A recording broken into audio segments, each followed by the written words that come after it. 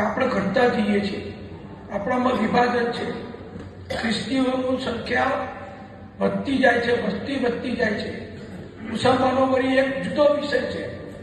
ખ્રિસ્તીના મુસલમાનના વિષયને બહુ સીધો સંપર્ક કરવાની, જોડવાની બહુ જરૂર નથી. બે અલગ વિષયો છે. એક આતંકવાદીઓનો પક્ષધર છે, દેશદ્રોહીઓનો પક્ષધર છે, હિંસક લોકોનો પક્ષધર છે, અને એક ફોસલાઈ હાથ ફેરવી પટાઈ અને ધર્માંતર કરાવનારા લોકો છે.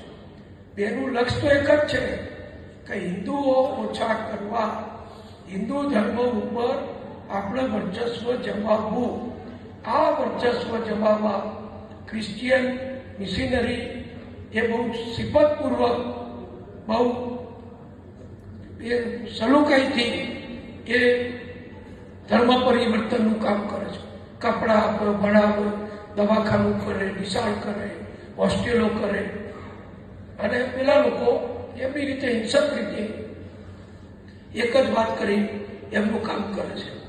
એટલે બે પરિબળો સામે લડવાનું છે, પણ બે પરિબળો સામે લડવાની સ્ટ્રેટેજી મારી દ્રષ્ટિઓ, હું બહુ મોટો અભ્યાસ ચિંતક નથી, પણ સામાન્ય બુદ્ધિથી કહું છું કે બેની સામે લડવાની આપણી સ્ટ્રેટેજી જુદી જુદી હોઈ શકે.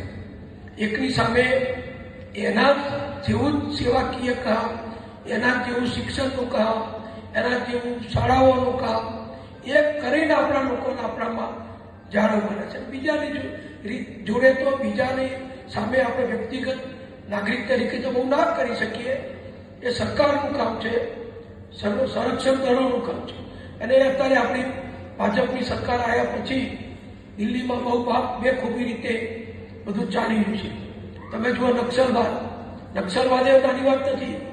છત્તીસગઢ, મધ્યપ્રદેશ, ઝારખંડ એ વિસ્તારો આદિવાસીઓમાં આ જ વાત છે કે આ આપણું પડાઈ લીધું, આપણું લઈ લીધું, આપણું જ છે. કોઈ વીજળી નહીં આવવા દેવાની, કારખાનું નહીં નાખવા દેવાનું, રોડ નહીં બનવા દેવાનું.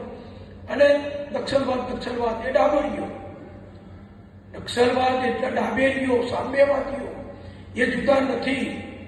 સામ્યવાદીઓ બધી બહુ હોશિયારીથી લડે છે.